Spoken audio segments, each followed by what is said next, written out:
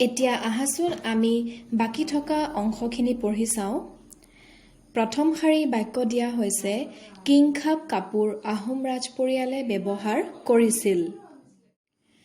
কিংখাব মানে হৈছে সোণ ৰূপৰ গুণাৰ কাম কৰা পাটৰ কাপোৰ আৰু এই সোণ ৰূপৰ গুণাৰ কাম কৰা পাটৰ কাপোৰ কিংখাব আহোম ৰাজ পৰিয়ালে ব্যৱহাৰ কৰিছিল।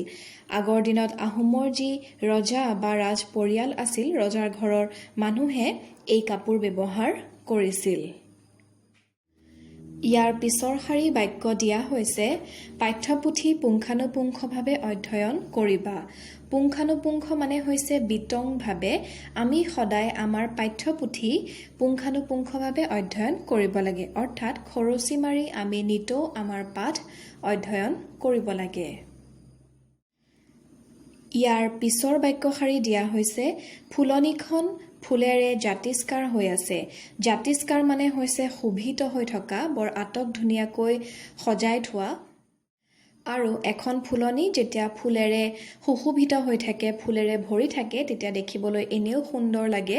সেইবাবে কোৱা হৈছে ফুলনিখন ফুলেৰে জাতিষ্কাৰ হৈ আছে। ইয়াৰ পিছত কোৱা হৈছে পুষ্কৰিণী মানে পুখুৰী। পুখুৰী তোমালোকে সকলোৱে দেখিছা আৰু জানা। পুখুৰীৰ আন এটা নাম তোমালোকে কি জানানে বাৰু? পুখুৰীৰ আন এটা নাম হৈছে পুষ্কৰিণী। ইয়াৰ পিছত কোৱা হৈছে মহাপুৰুষ শংকৰদেৱে গুণমালা আৰু দশম ৰচনা কৰিছিল। শংকৰদেৱৰ নাম তোমালোকে সকলোৱেই শুনিছা, শংকৰদেৱক তোমালোকে সকলোৱেই চিনি পোৱা। শংকৰদেৱ হৈছে অসমত নৱবৈষ্ণৱ ধৰ্মৰ প্ৰৱৰ্তন কৰোঁতা। এই শংকৰদেৱে গুণমালা আৰু দশম নামৰ এই পুথি দুখন ৰচনা কৰিছিল। ছাত্ৰ ছাত্ৰীসকল, এতিয়া আহাচোন আমি এই বাক্য কেইশাৰী আকৌ এবাৰ পঢ়ি চাওঁ। কিংখাব কাপোৰ আহোম ৰাজ পৰিয়ালে ব্যৱহাৰ কৰিছিল।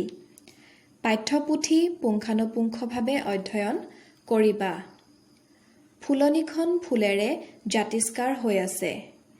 পুষ্কৰিণী মানে পুখুৰী। মহাপুৰুষ শংকৰদেৱে গুণমালা আৰু দশম ৰচনা কৰিছিল।